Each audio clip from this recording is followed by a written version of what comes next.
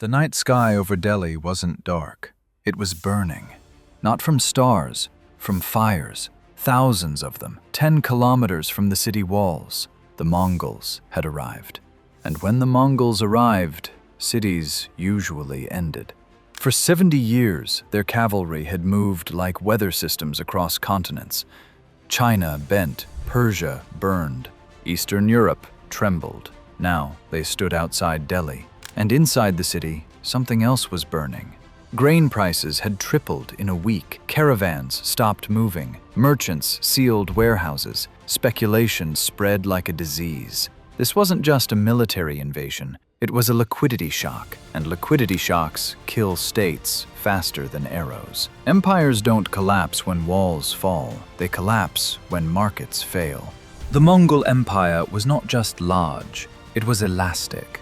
It stretched from the Pacific to the edges of Europe. And elasticity is dangerous because it allows momentum. If Delhi fell in 1299, the Mongols would control a continuous land empire from East Asia to the Indian Ocean. And India was not just a territory, it was wealth.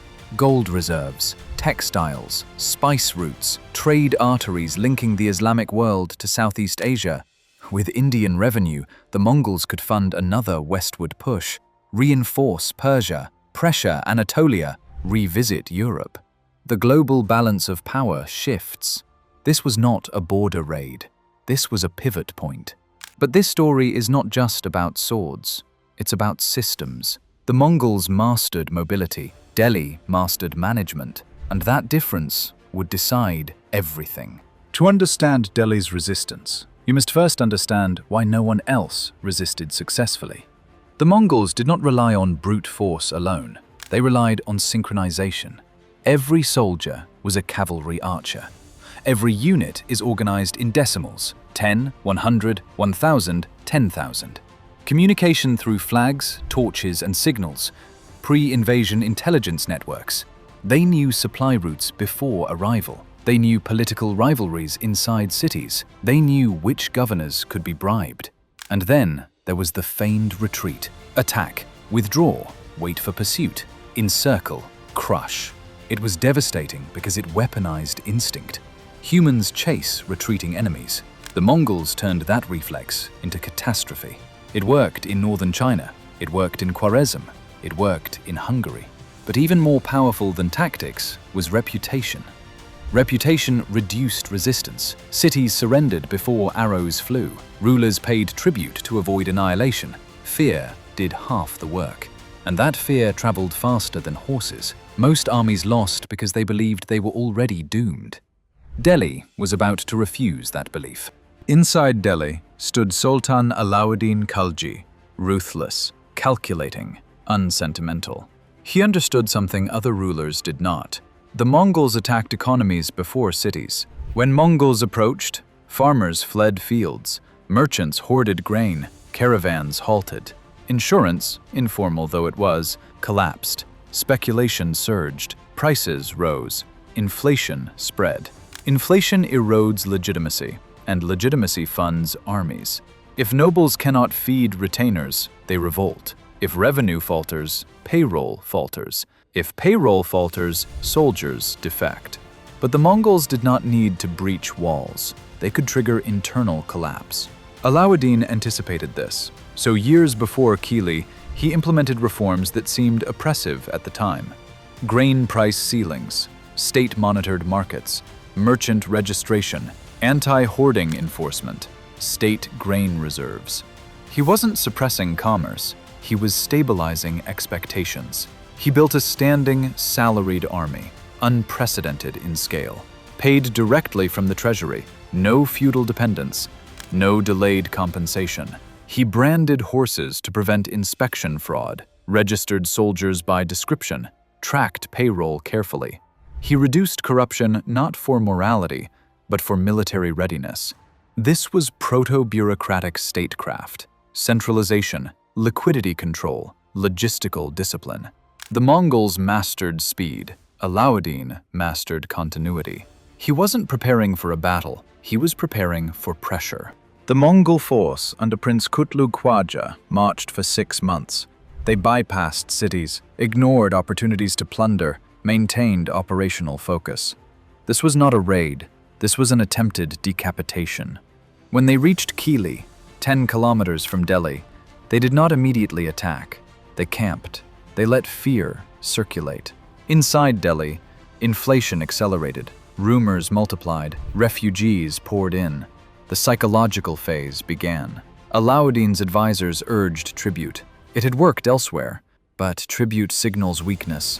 Weakness fractures empires. If Alauddin paid, provincial governors might withhold revenue. Rival claimants could rise. The state would crack internally. He wasn't choosing pride.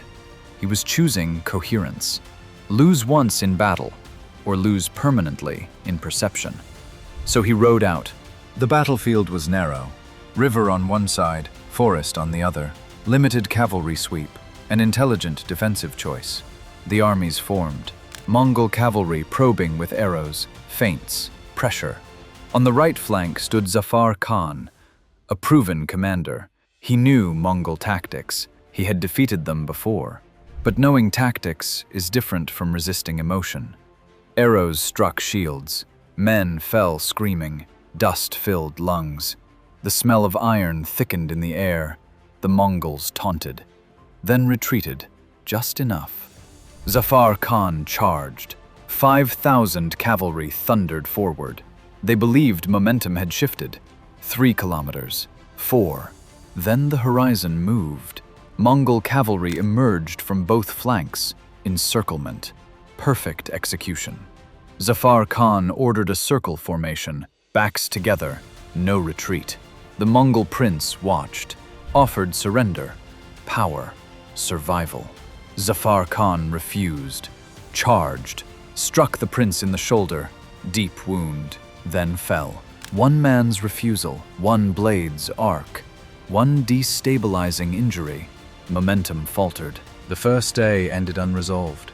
Thousands dead. Neither side broke. This surprised the Mongols. Delhi held formation. On day 2, tension shifted. The Mongol prince developed a fever. Infection spread. Medieval medicine could not treat deep wounds effectively. Meanwhile, Mongol supply lines were extended. No permanent base in India. No deep reserves. They relied on speed and shock. Shock had not worked. Speed was slowing. Delhi's reserves held. Grain controlled. Treasury stable. Reinforcements approaching. The Mongols had reached the limit of extension. Empires stretch until logistics protest. This was that protest. On the third night, the Mongols withdrew. No dramatic defeat, no rout, just a calculation. Prince dying, supplies thinning, reputation at risk. For the first time in decades, Mongol inevitability stalled. They retreated north. Delhi remained. Not because the Mongols lacked courage, because the extension exceeded sustainability. Zafar Khan should have been immortalized. He was erased. Alauddin removed his name from official chronicles.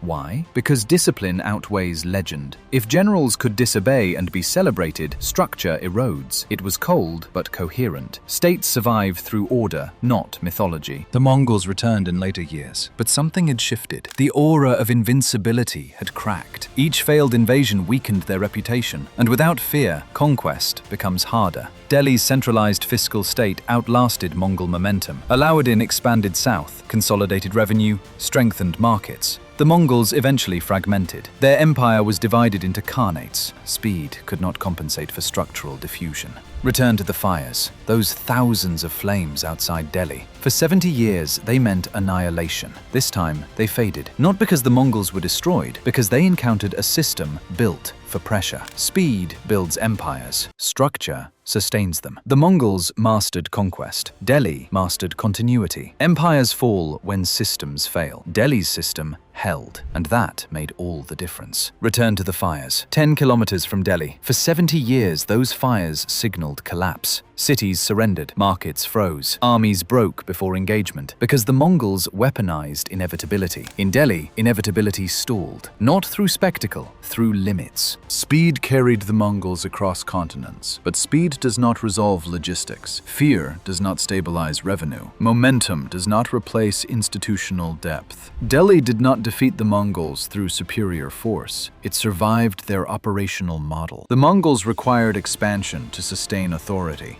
Delhi required internal coherence to absorb shock. One system depended on forward motion, the other depended on administrative durability. When pressure arrived, durability scaled, momentum did not. This is the part history underemphasizes. Empires rarely fail at the moment of impact. They fail when their logistical assumptions expire, when extension outpaces replenishment, when credibility no longer offsets structural strain, when movement exceeds management capacity. Delhi exposed a boundary condition. Every dominant system eventually encounters one. Not dramatically, procedurally. Installed campaigns, in elongated supply chains, in rising internal stress indicators. The lesson is not about the Mongols. It is about design constraints. Every era produces a force that appears unstoppable. The relevant variable is not velocity. It is sustainability under pressure. When extension exceeds structure, decline is not theatrical, it is mechanical. The fires outside Delhi did not fade because the Mongols lacked strength. They faded because strength without structural depth has a finite range. The only question that remains is simple. When the next system expands beyond its own administrative capacity, will it adjust, or will the correction occur for it?